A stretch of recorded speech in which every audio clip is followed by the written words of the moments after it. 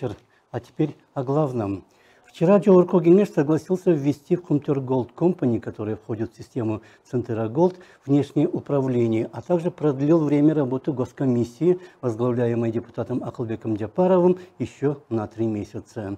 Выступая на заключительном заседании комиссии 12 мая, Джапаров сказал, что Центера явилась не просто ошибкой президента Акаева. Мы предполагаем, что если в 1992 году Акаев, будучи молодым президентом суверенного государства, мог допустить какие-либо ошибки при заключении договоров 1992-1993 года, то уже в 2003 году он и члены его семьи поставили выше свои личные интересы над интересами кыргызского народа. Президент, глава государства, который, несмотря на запрет законодательного собрания по созданию Центеры, создает компанию Центеры с тем, чтобы получать дивиденды. За 2 недели до этого Акаев дал интервью кыргызскому журналисту, который специально ездил для этого в Москву, и наговорил с 3 короба при молчаливом согласии журналиста. При этом он спрятался за спиной Чингиза Айтматова и Насирдина Исанова, сделав их чуть ли не главными игроками политической аферы, когда в Бишкеке появился Борис Берштейн, сосватавший Кыргызстану канадскую корпорацию «Камека». Наш старший брат Чингиз Айтматов познакомился с Борисом Берштейном, и этот Берштейн потом сказал, что он переговорит с корпорацией Камека, чтобы нам помочь. А потом в один из дней мой премьер-министр Насирдин Исанов привел этого Берштейна. Я сказал: хорошо, если он сможет помочь, будем с ним сотрудничать. И вот так мы стали работать с Берштейном. Исанов еріштіп келеді Берштейнді. Жақшы болады, жардам берсе іштейлі деп, анан Берштейнменен іштеп қалды. Берштейн в начале 90-х годов уже был известен на бывшем советском пространстве как нечистоплотный бизнесмен, а в некоторые республики ему даже уже запретили въезд. Кадровый чекист, много лет проработавший в центральном аппарате КГБ СССР в Москве Владимир Попов, который затем эмигрировал в Канаду, сказал украинскому журналисту Дмитрию Гордону в прошлом июле, что Берштейн был человеком КГБ. Борис Берштейн, например, Сиабека фирма. С языка у меня сняли, я как раз хотел его упомянуть. Да, то есть они открывали ногами дверь к лидерам, новым лидерам новых государств, и те были в смятении, но им объясняли, что это человек КГБ. Это так, да. Действительно? Так. 100% агента, о чем бы, так сказать,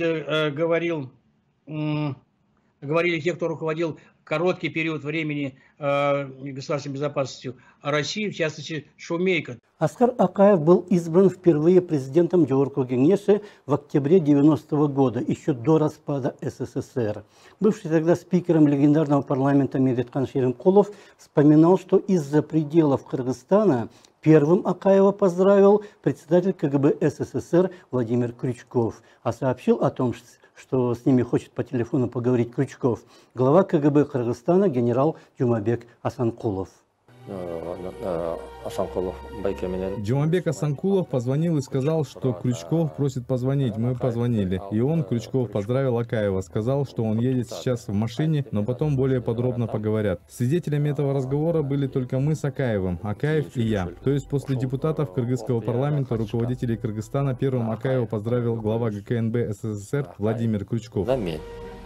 Акаев биринчи болуп, биздин кыргыз депутаттары, кыргыз жетекчилеринен кийин башкалардан болуп дегиле биринчи куттуктаган мына ошо Крючков болду. Если Борис Берштейн был агентом КГБ, а Акаев был в приятельских отношениях с первым человеком КГБ того времени, можно вполне подозревать, что не только Кумтер, но и сам Акаев были, возможно, проектом КГБ.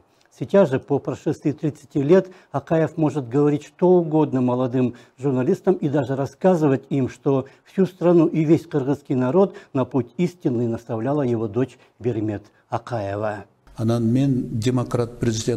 Меня как президента-демократа приглашали на ежегодный экономический форум, который проходил в январе-феврале в швейцарском Давосе. Там собирались руководители финансовых организаций, президенты, премьеры. И вот когда я там бывал, дочь моя, Бермет, с утра до ночи помогала мне. Когда мы вступили в ВТО в 1998 году, в этом была огромная заслуга моей дочери Бермет. Если я скажу, что ее роль в этом была решающей, я не ошибусь. Мына ошондо менин Бермет кызымдын эмгеги зор, чечкиндүү салым киргизди десем жаңылбайм. Не только бумага, но и микрофон все стерпят. Это была программа о главном. Ее вел я, Нарын Аеп. Всего вам хорошего и до свидания.